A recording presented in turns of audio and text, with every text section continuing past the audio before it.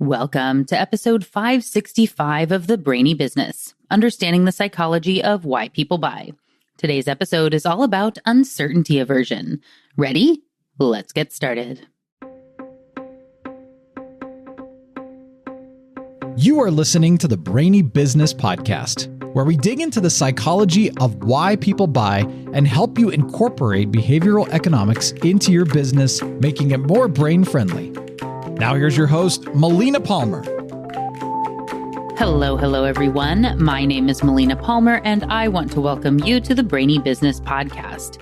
These days, it feels like uncertainty is everywhere, whether it's AI and job security, changing algorithms and experiences, and sharing thought leadership on social media, not to mention all the instability around the world right now. And I'm guessing, since you're a human person, that you don't like the way that uncertainty feels. It might impact other areas of your life and work and sleep and relationships, even when you don't want it to, and know it might not be logical. And while that may feel frustrating, the good thing to know is that it's totally normal. We humans have an aversion to uncertainty and ambiguity, and it impacts the way we act, buy, show up at work, and so much more. This concept is, of course, the focus of today's refreshed episode. And while it originally aired back in December of 2022, I think we can all agree it probably feels more relevant now than ever, which is why I felt it was important to bring back today. As you listen today, I invite you to consider where you might be avoiding uncertainty or feeling anxious about ambiguity in a way that's impacting other areas of your life in a negative way. Spotting them is the first step to stopping them. Really quickly, before we get into the episode, I want to be sure you know there are links in the show notes for my top related past episodes and books, ways to get in touch, and more. It's all within the app you're listening to and at thebrainybusiness.com/565. Now let's jump right in and learn about uncertainty aversion. So, what is ambiguity aversion? This is also known as uncertainty aversion and is probably one of those concepts that's pretty easy to grasp on the surface. For that reason, I'm not going to spend a ton of time on the research studies today. There are a few linked for you in the show notes, including the original research study from 1961 that really kicked off this line of thinking, and some research on how this applies to doctors and how their preferences change when recommending treatment options, as well as some other applied areas. At the end of the day, the most important thing to know is that we don't like the unknown. We don't like uncertainty in our choices, and we prefer known risks over unknown risks. And also because our brains are lazy and rely on rules of thumb, often which will avoid making complex calculations, and even some not so complex ones, which you heard about in Tuesday's episode on numbers biases, which I affectionately called math is hard. Even if the odds may be clearly really bad in the known space, we're more likely to choose it than the unknown space, just because that fear of the unknown is something we don't like. And we tend to look at the worst possible scenario when it's something that's a little bit scary. Again, that's bringing in that loss aversion again. When it's something that could be positive, though, we may look and let our optimism bias guide and look at how things could be really good, and we maybe will do something a little bit more risky. So consider the stock market here. That can have unknown risks, and so people can feel hesitant to put their money there, even when the probabilities and rates of return are known. Especially now with all the news about crypto and the volatility of NFTs, I'm sure there are a lot of people who feel even less confident in the stock market and are more likely to avoid it because of the stories they've heard and the fear that they could lose everything. There is, of course, some availability bias in there, where the stories we've heard more often, those things that are on the news or in movies, impact how we feel about a particular situation. So if you've heard more stories about big fluctuations and maybe know people who lost a bunch of money when the dot-com bubble burst or at some other time in the market, it can impact your willingness to enter into the unknown of what might happen. And that fluctuation, that fear could keep you from investing in the stock market. You may opt to take a much lower return on a savings account. Or back in 2007, you may have felt like it was much safer, basically a guarantee to have your money in real estate. But when that bubble burst and a sure thing went away, that can make any investing that isn't under your mattress feel scary, even though, over time, things tend to average out and really work out in a way that's much more predictable than it may seem on the surface. This does bring up an important thing that we tend to ignore. Even certainties aren't certain. Nothing is known for sure. So hopefully you can use that to help you be a little more open to taking on unknown opportunities instead of immediately disregarding them for the status quo.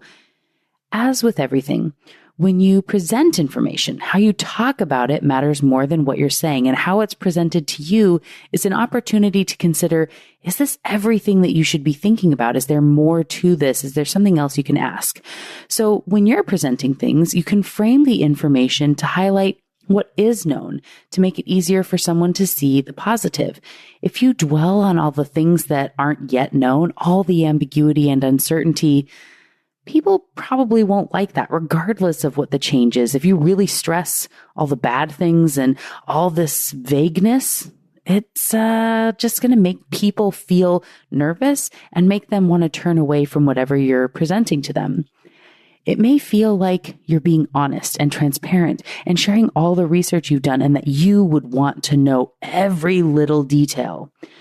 But it's more likely to backfire. So find the balance of doing the due diligence, that is very important, and giving people the facts and sharing information in the best way possible to help people feel good about their decision. You can always find something ambiguous or unknown to dwell upon because, like I just said, even the certainties are never really certain. But if you do that with everything, you're never going to get anything done. So it's important to do that due diligence and find the right way to present information that's not going to get so sucked in on things that may feel risky because they're unknown. And like I said before, unknown may feel more risky, but that doesn't mean that it is. Those don't have to go together. So let's jump in on those applied examples I promised. First, I want to discuss change communication. You know that humans have an affinity for the status quo and that they don't like uncertainty and wondering about what might happen. When a change is presented, and there are a lot of unknown elements in there, as there often are, it shouldn't be surprising that someone doubles down on their current experience, even if it's objectively bad or risky or worse than what they would potentially get in the new scenario. When you're presenting a change at work, there are so many variables at play. And if you leave a lot of uncertainty and ambiguity, say you share too early or in an incomplete way, there's a good chance that people will rebel against that unknown future state, even if it's objectively better than where they are now.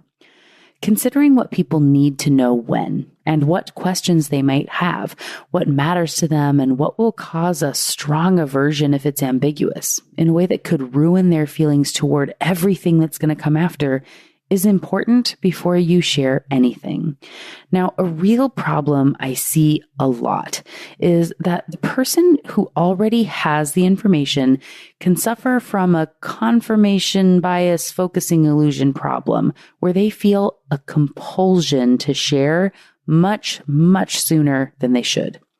The closest thing I relate this to is feeling both guilty that you know something other people don't and focusing on it. It feels like everyone knows and they're going to judge you and be mad at you if you didn't tell them when you knew the thing. Like, you know a secret and it feels like everyone can tell you know a secret and it's all you can think about. This stress, this worry about being rejected from the herd can be really agonizing for people, especially if they're not prepared for it. So the real problem that can occur a lot and something that's unfathomably detrimental to change initiatives at work is when someone is given the information and it's ambiguous and they feel the need to get their own brain relief by reducing their mental burden and wanting someone to help fill that void in a way that they'll find any possible way to justify telling someone else, or in some cases, many someones, to cover up and kind of bury that uncertainty. This person may say they wanted to give someone a heads up as early as possible because it's the kindest thing to do, that they deserve to know. The problem is this often backfires as the urge to tell comes before there's enough information where it would be valuable to tell. So let's say you tell someone in confidence about a big change that's coming so they have time to prepare. That's what you justify yourself. They need the time to prepare. You wish you would have been given that gift. So you may say, hey, I don't have any details yet, so don't say anything, but I wanted to give you a heads up that we might be merging, or that the company's considering a rebrand, or I might get promoted and I need to recommend a replacement, or I might be moving to another job and want you to know it might be on the horizon, or we may be moving to the other side of the office, or there may be a whole new system coming we need to prepare for. Whatever the change is, it doesn't really matter. When you drop this little bomb of possibility with no details, what good do you think can come from it? We've all done this, so I promise it isn't my intention to shame you. This is a natural human tendency to want to share, but how can this end well for you, the company, and the person on the other side? There's a whole lot of uncertainty and unknown and ambiguity in that knowledge bomb, and the mind will start racing with possibilities and speculation to fill the gaps. As George Lowenstein has proposed, curiosity is like an itch on the brain that we need anything we can find to scratch that itch. When there's information to be found, we can fill the gap with positive, helpful learning. When there isn't, like in these scenarios, it can be gossip and fear and doomsday-style planning for the worst, just lots of speculation that's going to cause people to rebel against the potential future before it even has a chance to blossom. It may feel like a gift to give people information early because you think that's what you might want or what you would have wanted. Now, you've heard me talk before about how people are really bad at predicting what they will want and what will make them happy. So know that what your brain is telling you you would have wanted or what other people will want isn't always correct, and often it's wrong. As the manager or whatever level you are in the organization that you're getting information or you're being part of creating the change initiative projects, it is so critical to plan who gets to hear what, when, and not undershare too early. Now, I know you've heard of oversharing, but I'm warning you about sharing too little too early, as it can unintentionally sabotage entire projects before they can have a chance to succeed. Everyone needs to be trained on how to share the information and when, and make sure the message is properly framed with regards to all the ambiguous pieces that could cause people to revert to the known instead of embracing the possibilities of the unknown. If you're someone who's been known to share a little too early, if you related really closely to the don't say anything but scenario from before, I encourage you to take a step back and consider what your brain is trying to do for you, what it thinks it would want or wants now, and what is really the best thing to do for the person you're putting the burden of this information and all its unknowns upon, as well as the business and project as a whole. Note how I very intentionally framed that. Sharing information with someone too early is a burden you are putting on them. Is it worth it? Do they need to carry it? Sharing with them will not remove the knowledge from you or make anything less ambiguous in your space. So consider wisely, because you can't unring that bell. As I said, a misstep like this early on can set a whole initiative on a negative trajectory that is hard to undo if you aren't careful. So, with all that being said, here are some questions you can ask yourself to help determine when it's the right time to share information. First, why do I feel like I need to talk about this now? Is it to scratch my own brain itch of uncertainty?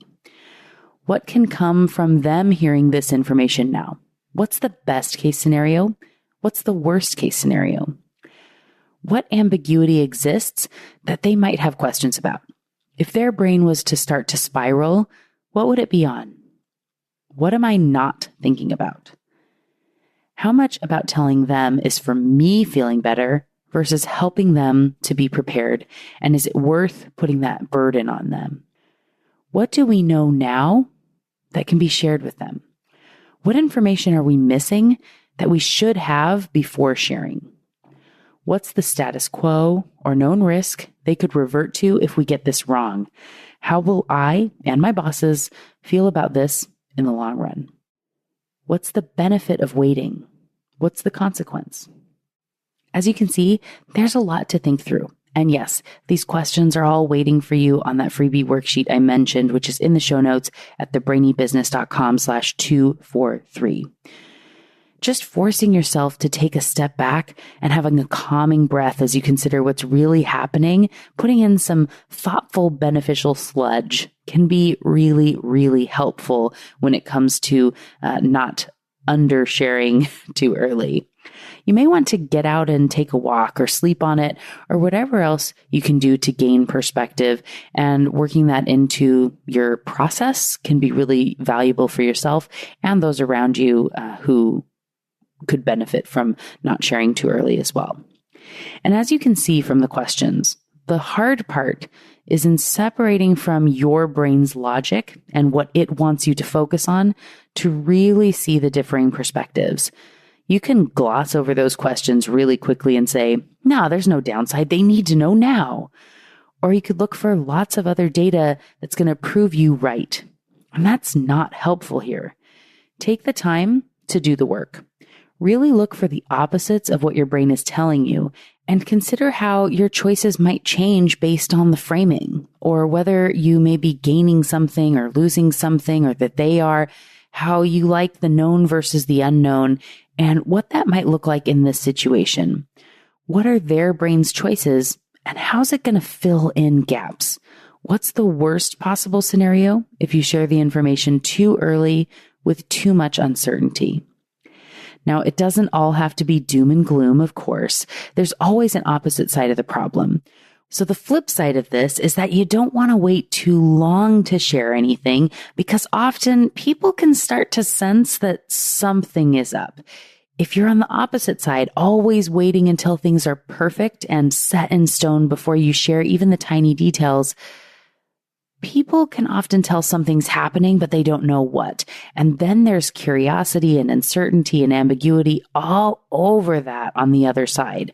Water cooler conversation is nothing but gossip about what might be going on and why it's being kept from us.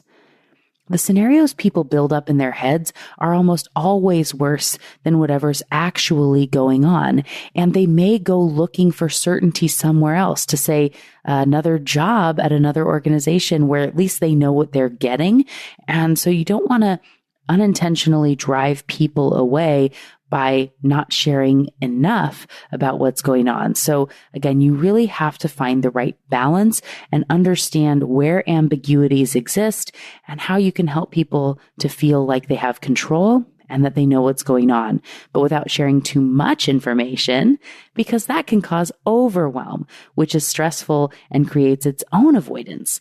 So again, it's all about sharing the right information in the right way, at the right time, to the right people. Easy, right? I am linking to the episode on inequity aversion, which talks about equality, equity, and fairness, and how to balance all that in business, as they aren't all the same thing. For our purposes right now, remember that fair isn't always equal, and different people need to hear different information at different times.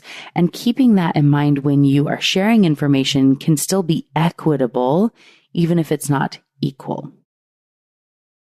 How you share information and when is so important in change management. This is basically the whole premise of my book, What Your Employees Need and Can't Tell You, and the It's Not About the Cookie framework. One of the big things you can work on is where the uncertainty is, and framing the message to shift the focus to where there's certainty and things aren't quite as ambiguous.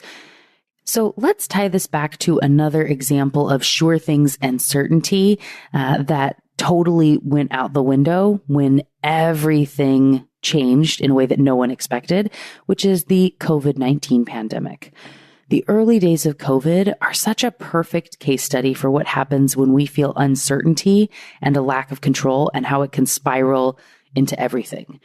When people feel a lack of control and like they can't do anything to protect themselves or their families or their jobs, they may strive to find control in other areas, like hoarding toilet paper. It feels like you're doing something and can reduce some of that stress. I'm linking to my episode from the early days of COVID, where I talked more about what's going on in our brains during a pandemic. But one thing to keep in mind from the business side is how differently the same scenario can feel depending on which side of the decision-making situation you're on. So let me tell you more about what I mean. If you were in a position of authority in an organization in the early days of COVID, it felt like things were going by at warp speed. You were scrambling and barely able to step away from your desk for a moment. Late nights, early morning, nonstop stress, so many decisions. You're trying to figure out how you could move your entire office remote and who needs computers and how to keep people employed and pay your bills and vendors and all these things. There are a lot of people who in those situations figured that everyone was in that same fast-paced stress. And so waiting to give updates until tomorrow or 3 days from now when we know more feels like the best thing. Maybe you said to yourself, people know we're working on it. They'll understand. They're busy too. But on the other side, time was not operating at the same speed at all. Every minute and hour was agonizing, waiting to hear the next statistic or find out what you were supposed to do, what the recommendations were, refreshing the CDC website every 15 seconds and searching to see what other companies are doing and checking to see if there's an update yet from your company on what you're supposed to do and if you even have a job to come back to. That uncertainty was agonizing and time took eons. Every minute you weren't getting updates may have felt like things were being kept from you, especially if other companies were posting things publicly or you had friends and family members who knew what to expect and you didn't. People maybe were starting to wonder what it all really means, and they were all, I don't want to say gossiping, but reaching out to other people and asking if they know, and so much productivity completely lost, and people are stressing out and waiting for and speculating about what bad thing was going to be coming next. So what can you do? What do you do if you're on the side of being able to present information, the ones making the decisions, but maybe you don't have anything to say yet? This is a situation where the no update is really helpful for companies to overcome that ambiguity aversion. So I know, especially at this point when it feels like everything, all eyes are on you, it's a really stressful time, you probably want to wait until everything is perfect to share. And you want everyone's eyes on it. You really, really want to focus on it being perfect. But that rumor mill is going to be piling up in a way that is working against you. And you owe it to your employees to relieve some of that stress periodically to help them feel comfortable and safe, even when you're not able to give them a ton of stuff at one time. So this could have been done by saying that at 3 p.m. every day, you're going to send an update. And note, in this case, 2:59 is not the same as 3:01. You always want to be posting earlier than you promised. So if you say 3 p.m., it better not be 3:01. Make sure you're posting earlier than what you agree to. So because people, again, those seconds are agonizing. And give an update on what's being worked on, what you decided, what's next on the horizon, what you've put a pin in, what's going on. Share anything that you can. You could say something like, today we met about laptops and decided that we need to send them out in 3 phases. In tomorrow's 3 p.m. update, we'll send the list of who's in which phase, and know that you're going to be paid for all your days of work, full days, until you get your computer set up. Even if you don't have one, there's no need to be stressing about your job. We have you covered. We also have these other 5 things on our list that we're going to be discussing in the coming days, but we're tabling them until the laptops can be provided and VPN can be set up, as that's the most critical next step. This is showing people that you're thinking about multiple things. They are on the horizon. You're looking at health insurance or whatever else, may matter, or childcare or FMLA or whatever else you can have in that list. But to say, this is coming, we are talking about it, there's a team working on this, but there isn't a decision yet, is something you are wanting to share, even if it feels like you're not really saying much of anything. You could even have it be saying, nothing was decided today, so we don't have definitive updates, but we met and made progress on laptops and setting up VPN access for those who don't have it yet, and how we're going to handle calls and meetings from home. More to come in tomorrow's 3 p.m. updates. Those no update updates can be really helpful, again, to diffuse some of that pressure when there's a lot going on and things are scary on the other side of the decision. And it doesn't have to be a pandemic, but standard changes, mergers, or new reporting structures, or rebrands, or reorgs. All these things are points where you have a lot of ambiguity and uncertainty internally. And what may feel like oversharing from the top of the organization is still going to feel like undersharing to the people who have lots and lots of questions. One note on the no update before we move on is that you can't do too many of these in a row without actually sharing things before you are creating a new problem where people think you're not doing enough. So you need to, again, have balance and be really making decisions as you go, and as clear with expectations as possible, and over deliver, again, on promises. So don't say you're going to have an answer tomorrow and then say, now it's going to be Friday. That's going to make things worse. So be careful whenever making promises and setting public deadlines.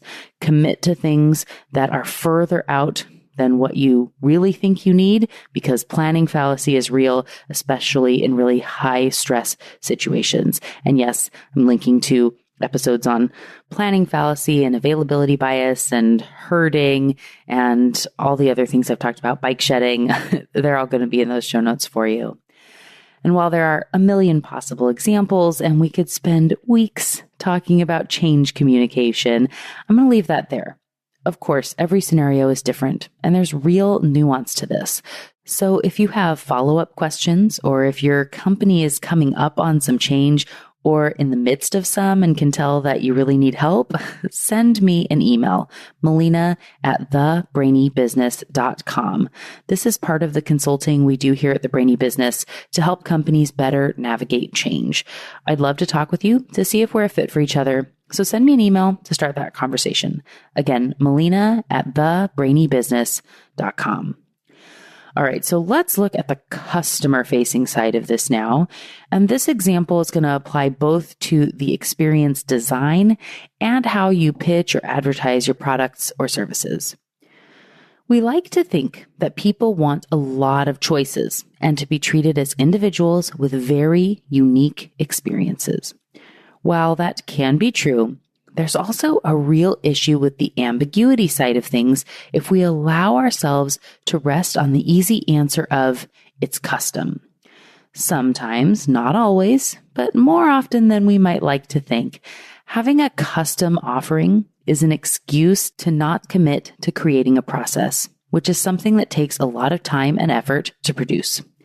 This is another take a step back moment to ask yourself if your custom experience is a crutch or really the best scenario. I'm guessing that whatever industry you're in, you could sell more if you had an unambiguous process that was clearly documented upfront.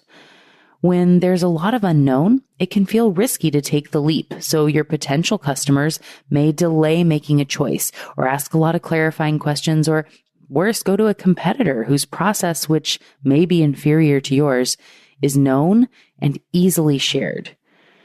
When you can say, once you sign your contract, you'll get an email with your intake forms to complete. And once those are done, we kick things off with a 90-minute conversation to identify the goals and get the team acquainted. And after that, we do interviews with staff. For most of our clients of your size and industry, this should be completed within 2 weeks. The review of those takes another 2 weeks, and then we do this, and then you get the idea. Now again, watch out for the overwhelm problem. but a clearly documented process feels safe and calming. And did you notice that most of our clients of your size and industry hurting language? When people feel uncertain, they're also more likely to look to what others like them do in this situation. So testimonials, social proof, case studies, and the like are all your friend in fighting ambiguity aversion. You don't want or need to share all the nuts and bolts, but at least let them know that there is a process. And don't let your brain tell you that you can't do this until you finalize every tiny nuance, like you can't start until it's perfect, because that is a bike shedding tactic. Document what you can and focus on those little pieces of what happens when people work with you. It can and will grow with time. And no, this doesn't mean you need to have a boxed set of offerings with no customization. I'm definitely not recommending that, as customization is good. However, you need to customize from something that they can understand, a process they can grasp to know what they're buying and to help them feel comfortable, which allows them to ask about their own circumstances and potential tweaks to the norm. If you don't have this set up already, here are some simple questions to start with. Again, these are on your free worksheet at thebrainybusiness.com/243. So start by asking, what happens every time? What should always happen first? What will the outcome be at the end? If there's a deliverable, what's always in that? What does it look like? What's the format? How much time should they expect to spend? Are there spots where you can include videos or forms that you don't have to be redoing things in the process every single time? This helps with efficiency too. There's a benefit for you on the other side. How long do things usually take? What can people give you without needing to be on a call or in a meeting?